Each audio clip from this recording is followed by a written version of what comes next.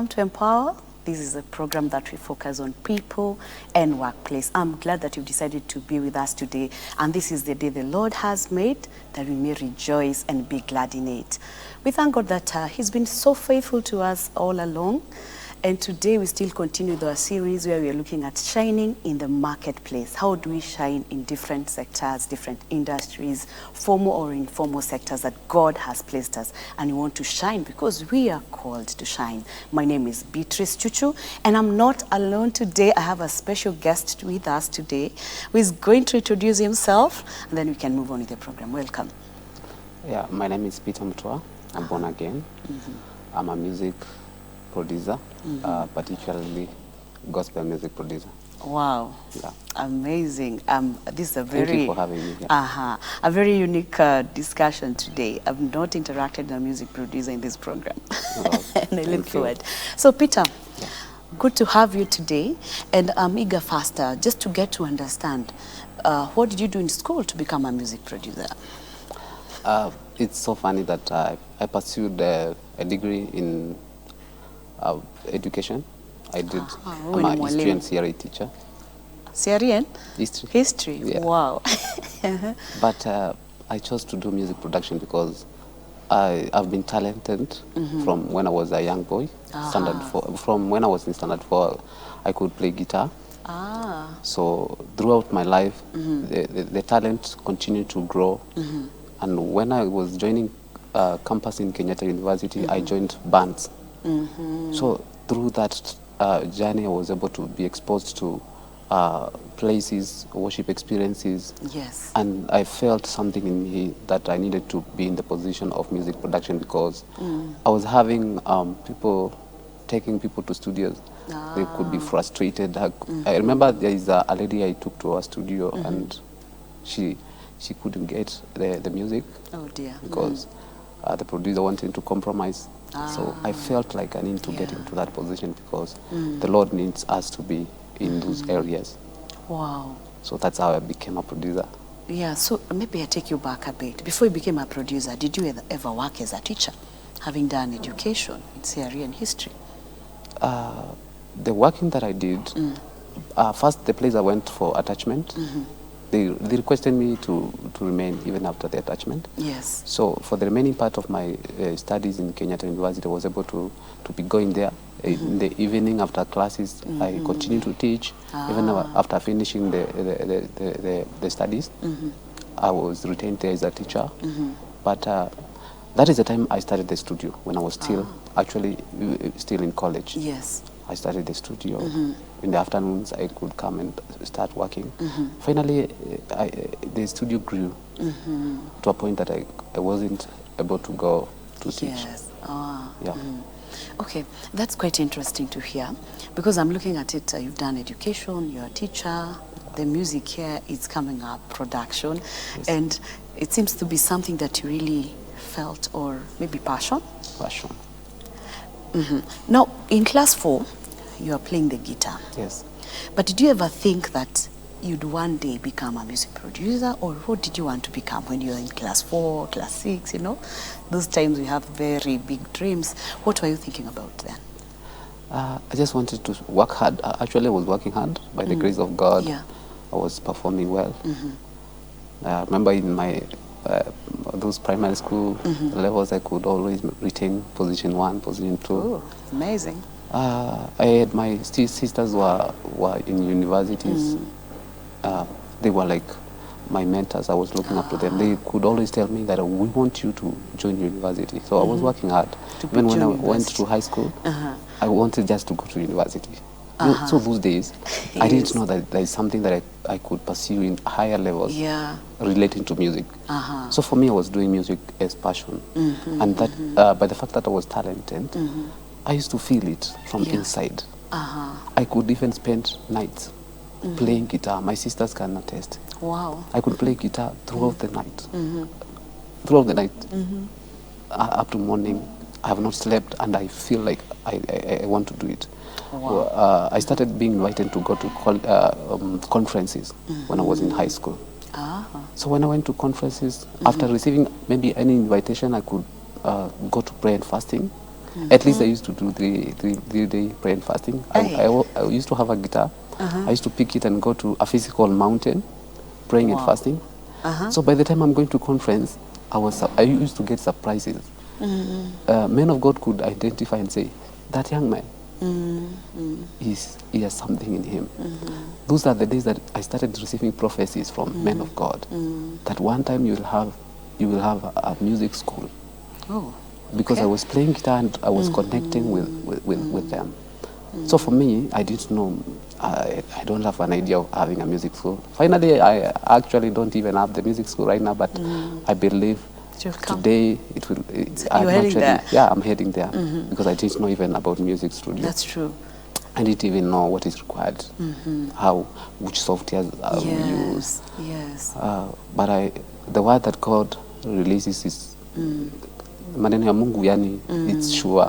God cannot lie. Whatever right. he tells you, he's sure about it. Wow, amazing. Yeah. So I can see the weight of this, yeah? It's not something that you took for granted. Yes. It was so deep within you that you had even to spend time with God to play the guitar, not knowing it's going to be a certain profession or a certain line that you follow in your life. Yes. But for you, you're doing because you feel within your heart you need to praise the Lord, you need to serve God using that specific area. You know, playing instrument is not just producing some melody. It's a weapon. It's a way of worshiping God. Personally, when I'm playing musical instruments, I don't just play. I worship the Lord. Wow. I worship the Lord with either piano or guitar. If I'm on stage, I'm serving the Lord. I don't know. I even forget about myself and I connect with God. Yes, yes. So at that level, and now God has ordained you. You know, according to the Bible in the book of Jeremiah, God has ordained us even before we are formed in our mother's womb. Yes. And the business and the agenda of God, it could be like you may not relate it with with your goals. Yeah. The agenda of God is supreme. Yes. If God wants to position you in the area of music for His agenda, you cannot be stopped by anything. You cannot even stop Him. So personally, whatever I do, it's not about my own desire or design. Yes. It is designed by God.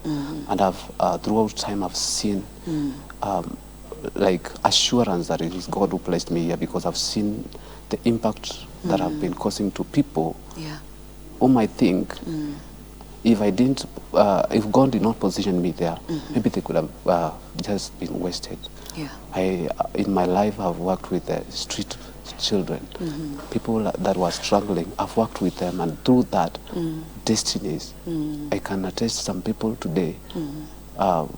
I worked with, God used me to maybe expose them to work their music, and they were exposed. And today they are doing good life. So I believe that is the agenda of God. Yeah. Wow, amazing. So how long have you been doing this music production? For how long? It's about 5 years. I started when I was in college. Now it's 5 years. 5 years. Yeah. What are the challenges that you faced when you started? Basically, the challenges of a young person starting a business would be the capital. Yeah. I didn't come from a well background. I was deferring my studies in the college, in the university. And at that point, you have a calling, you feel like you want to start a studio. It is God who came through for me, because I only had vision. I didn't have money. But with the vision, God was able to come through for me. I got people who are willing to support my vision. I was able to buy a few equipments to start. And from then, the rest is testimony. God has taken me step after step. I would say that you don't need money to start. The money is not the basic requirement that any individual needs to peg on. You need a vision, and then you invite God in the vision. He will locate you, he will connect you with the resources. If the business or the idea that you have is glorifying God, then He is faithful. It is His business. He's partnering with us. He's the biggest investor in this. Yes. Yeah. Wow, that's quite interesting, because Especially when you realize that what you're doing, be it a business that is, it's in line with the calling that God has placed in your heart. I think that is quite amazing. When you look back the 5 years and from when you started up to where you are, what would you say are very, or maybe they are the key achievements that you've gotten? First, when I was starting, I said I was having a trouble with the capital to start to purchase the equipments. And again, there I have been in school. Whatever I'm schooling, or I'm being trained to become as a teacher, not a music producer. So I haven't trained as a music producer. So the other challenge was now to be able to know how to work with the softwares and to produce music. So unfortunately, I would say that God needs to help us to get mentors, because that was another challenge I had. I didn't have mentors who are in line with the thing that I'm doing. The few people that I knew, some of them blocked me when I said I want to start a studio. They blocked my lines. I was not able to reach them. So I had to maneuver through to look for people. I thank God I was able to connect with some ministers. They could pick producers and on an intercourse session in their studios, and they could tell me, pretend that you are a client. I could see whatever is happening. Then from there, I go to YouTube, I learn, and then through that, I was able to understand. So from there, the major milestone that I would say is to be able to produce good music. It was a major milestone for me, and I thank God for that. A music that can be appreciated in the market. It was a major milestone for me. And another thing is to see people that you worked with outside the market and being appreciated. The content that you have created being appreciated in the market. And also to see the lives that God has placed in your hands through the work of music production being shining. People moving from levels of struggling with life to a level of stability. I remember there is one gentleman who had deferred his studies in Kenyatta University, and he told me he's like struggling, he's playing a piano in a church. I told him, you can do to become a producer. I remember he sat in a field, and I encouraged him. I mentored him. Today he has a good photo studio in Thika Road. And he's doing well, he has a family. So when I see those things, I feel humbled and I feel good. Amazing, wow. I think it's quite interesting to listen. And that transition from being a teacher to a music producer, and doing it from the heart. Not just because maybe you want to make money purely, but doing it. We'll continue from there because we need to take a short break, but it's quite interesting. I believe you're learning with us and you are enjoying to listen to our guest today as he takes us through his life in music production. My name is Beatrice Chuchu. We're taking a short break. We'll be right back.